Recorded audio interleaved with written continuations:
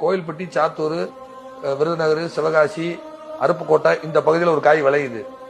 அதுக்கு பேர் அதலை காய்னு பேரு. கேன்சரை குணப்படுத்துற காய் அது. அதலை காய். அதலை பாவக்காய் மாதிரி இருக்கும். ஆனா பாவக்காய் மாதிரி இருக்காது. நீளமா இருக்கும். சுண்டு வரல நீளம் இருக்கும்.